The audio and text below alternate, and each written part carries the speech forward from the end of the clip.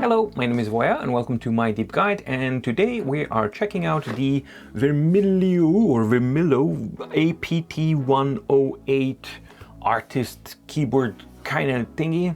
This is a mechanical keyboard that has been kindly sent to me by Varmilo to test it out and present it to you so that we can see what's it like. I do like myself a good keyboard, especially if it's nicely calibrated and it's kind of nice to type on. So let's check it out and see what's it like.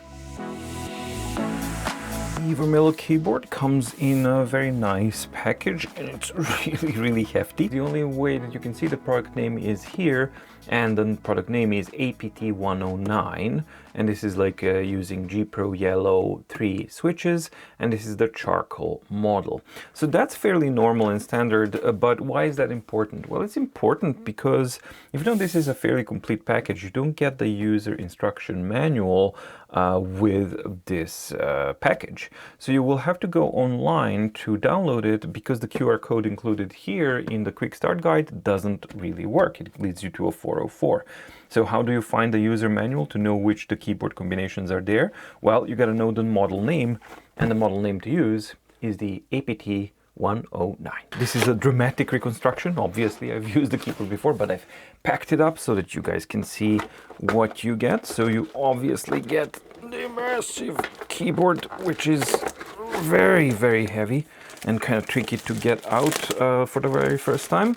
And basically you get it with the dust cover here as well, which is really cool to have that out of the box. It fits normally, it fits nicely, and it is genuinely something that I would use on a day-to-day basis. Additional equipment that you get is in this pouch here, and you get a tool for taking out the keycaps and switches themselves. You get a set of 5 extra switches. In this case, these are the same G yellow switches. You get this little thing, and then you open it up. Basically, you can replace any key that you may want on the keyboard or a normal single key.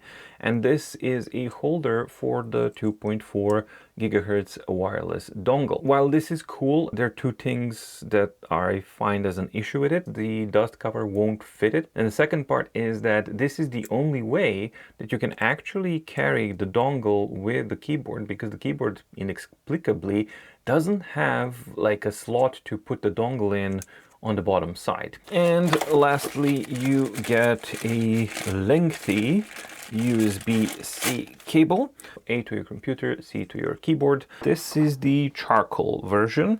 Right at the get-go, it looks really pretty. It has a wood-styled relief all over the place. And that not only looks pretty, but it also gives this very nice and pleasant tactile feel when you are kind of resting your fingers here or there, especially for example if I'm resting my pinky around here. It's actually nice and pleasant to have that type of feel, so I do like that quite a bit. Keys themselves, standard normal kind of thing, and they feel really good, really pleasant, really responsive. And as you will see during the typing, and I'll talk more about the typing experience, but the consistency of the resistance and just the pre-lubrication and the overall quality, every key sounds, feels, and basically works the same, despite it being a small one, larger one, you know, including the space itself. The typing experience is really pleasant on this keyboard, and it kind of exudes quite a bit of a high quality, at least with these G yellow switches. On the back you have 2 stands here, and you have a double height standard, so you can switch one height or the second type of height. Only on the backs, no front rests to kind of tilt it a little bit backwards for this kind of thing. It's a very weighty keyboard, so that's something that you absolutely have to keep in mind. So it's not going to go anywhere. It has pretty sturdy anti-skid slots here that are also ribbed, so that's really cool. Down here you have your USB for charging or data connection, and it leads nicely through this slot. It does have a numpad, but but it also has these three LEDs here, which are for num lock, caps lock, and I believe scroll lock, but they also are indication of various different operations that you're doing. So for example, going to function this, function that, reset, or whatever. Usually the caps light is the one that blinks 3 times to indicate that an operation has been completed. Standard mode of powering the keyboard up is actually by 3 presses of space bar. 3 times space is only for wireless operations. You also have quite a few shortcuts, so the meaningful ones, all of them are executed by pressing the function key and something else. And in this case you have function, and F123 is for 3 channels of Bluetooth. So Bluetooth 1, Bluetooth 2, Bluetooth 3. It can connect up to 3 Bluetooth devices. Or if you're using the dongle, then you go and press F4. You can also press and hold that to reset the connection for either of them. It works the same way. You press and hold for about 3-4 seconds. You also have the option of holding function and insert to enable or disable the wireless mode completely, in which case all of the 3 lights here will kind of light up and then flash and then shut down. Additionally, you also have pressing and holding function and alphanumeric 1, 2, and 3 to change latency mode from fast, normal to slow. You can also use function and delete key to switch between wired and wireless modes. This is an RGB backlit keyboard, but the keys themselves are not backlit. So the backlight is just going to be as a background to the keys, and this is a bit of a problem on the charcoal version because it works nice if you're in a nicely lit area like this one, but if you're not, then the black print on the charcoal keys, well, it tends to get lost. However, that's a conscious choice that you're making because you can clearly see that when you're ordering which version you want. RGB lighting control is function and shift left and right for previous or next lighting effect. So that's like what type of pulsating light it's going to be, which pattern, etc., etc.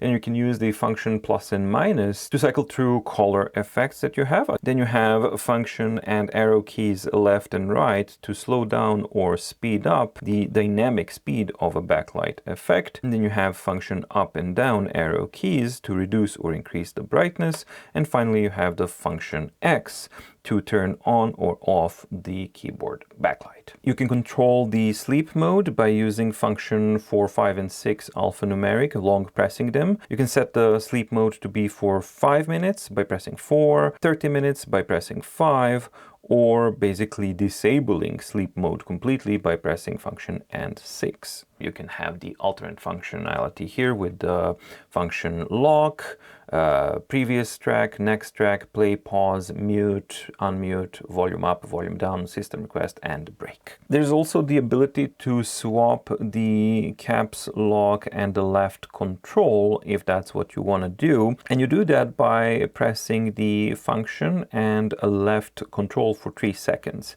Then this one will flash, the caps lock here will flash, and these will swap their positions. Revert them back, then you go press and function for caps lock. You can use function D and backspace to reset the keyboard to factory settings, and that's not a long press, that's just a normal press. Or you can use long press for function and D for 3 seconds, and then when this one caps lock flashes, that means that you will have resetted the connection history and the lighting effects. This is something that I had to use several times due to some issues with Bluetooth functionality with some of the computers that I've tested this on. So the first time that I tried to actually hook it up to my desktop computer via Bluetooth connection, that worked fine.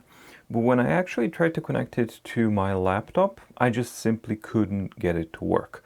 It would get stuck in this paired connected, paired chromatic kind of thing, and it would just never have a stable connection, and I wasn't able to establish that. However, using the 2.4 gigahertz included wireless dongle worked on the laptop, but this is highly unusual because this is one of the first times that I've experienced that on either of the computers. I'll test it further with some other device and see how the reliability is there. So let's do some typing tests.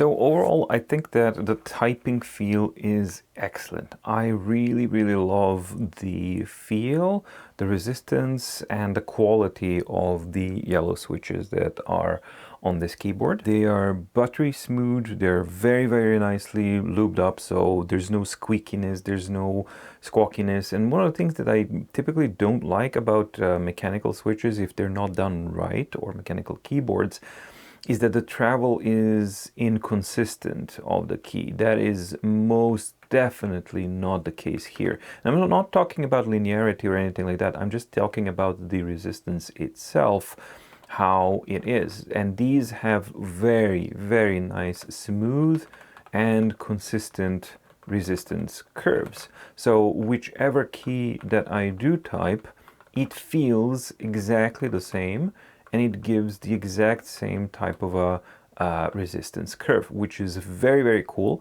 because even though yeah, you can type full on strength, right? That's not really something that you have to do, because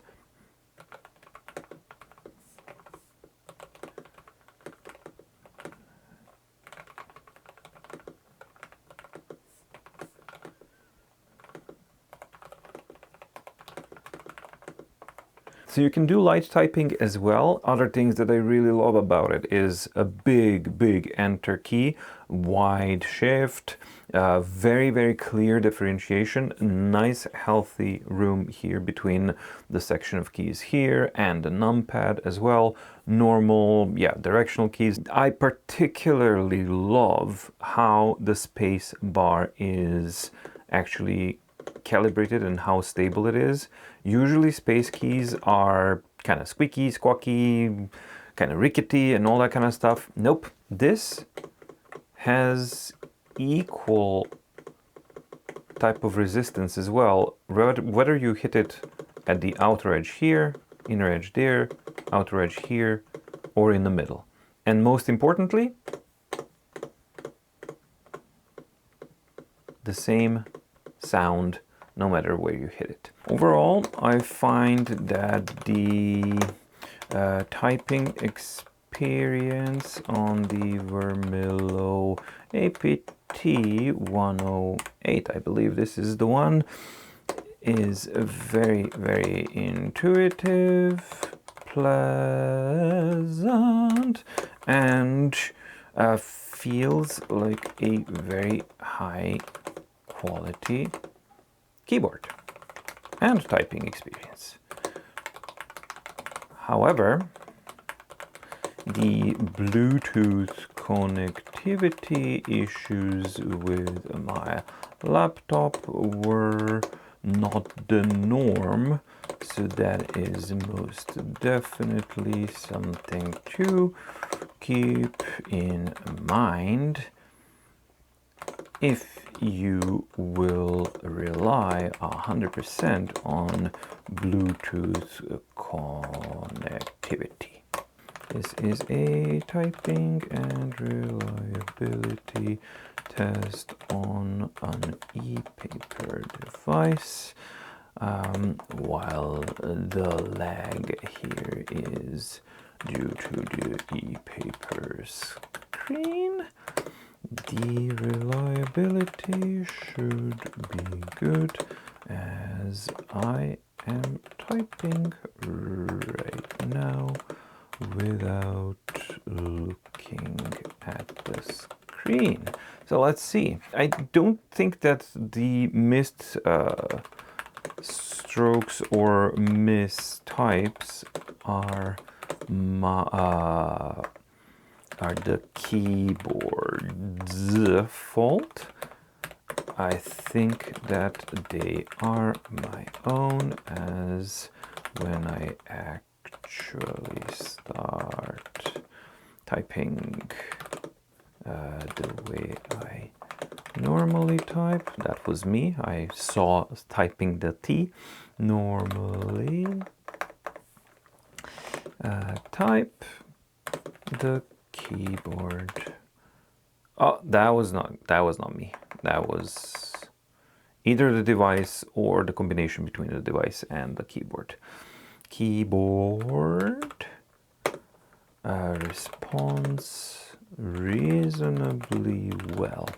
I gotta say that I haven't really experienced that type of sticky keys things, and this device and this platform, Book's platform, is actually known to occasionally have such issues. And considering that through all of the testing that I've done with this keyboard previously, because I've used it for a while now, yeah, I haven't really experienced sticky keys, double strokes or missed keystrokes on my desktop computer, because that's where I was normally using it, and didn't experience that on the laptop either. So I think that that thing that we just saw, I would attribute that to the device and the platform here rather than the keyboard. But all right, so the Bluetooth connectivity works with this one, works with my desktop, doesn't necessarily agree with the laptop for some reason. And there's no reason to just kind of show that, but obviously with the cable, it works very reliably and really, really well. Here's the demonstration of the lighting effects. You can use the function toggle to turn it on and off. And yeah, you can put the intensity up and down. This is the maximum intensity that you can have, so it's not really that intense at all. And yeah, as we've said, we can use the shifts to go through different patterns. So we can have pulsating, kind of scrolling. This one's, yeah, not doing much. This is kind of going all around, and then you can speed it up, slow it down. So let's make it super fast if you want to go completely bananas and crazy. Some other patterns that we have. Oh, we're almost low on battery, but yeah, here's some of the effects that you can see. So we can speed it up. So you have some pretty examples, but as you can see, it's not really highlighting, yeah, the keys themselves. So the functionality is kind of limited, but yep, these are the lighting effects and how they look like. So there you go. That's the Varmilo, or Varmilo. I just want to say Varmilo. It's Varmilo APT109. And I gotta say that I actually liked this keyboard quite a bit. I'm not normally accustomed to using the straight layout. Normally I use a more kind of ergonomic layout. First couple of days I did feel my wrist objecting to the angles that are necessary for typing when using a keyboard of this type, but I gotta say that the overall pleasantness and especially the linearity of all of the keys when you're typing on them, the pressure sensitivity that you can really adjust yourself to typing very, very comfortably and very nicely. That was one aspect that I really liked. And the second aspect is the sound of it, because it's very nicely dampened and really, really nice tactile feel to actually type on it. Personally, if I were to use a keyboard like this, I wouldn't use the charcoal design, simply because of the black on dark gray makes it really, really difficult to see which keys are which, and especially because the RGB is simply backlight and it doesn't illuminate the keys themselves. So I'll go for one of the more traditional kind of old school options where you can more clearly see which keys are which. But other than that, this keyboard feels really great.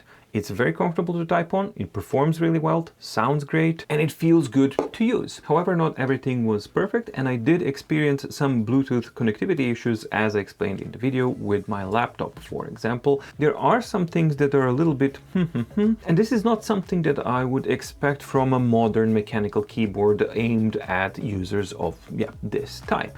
The second issue, I think, is that while it's very nice that you have the custom keycap for holding the wireless dongle, not having that dongle place to hold that dongle just in the keyboard itself on the back is a missed opportunity, and I really don't understand why that was not done. So that's my take on the Varmilo APT109. Do you have one? Do you consider using one? Are you a user of these types of keyboards or not? Please do let me know in the comments down below. Thank you so much for watching. Stay safe, stay healthy, and see you in the next video. Bye!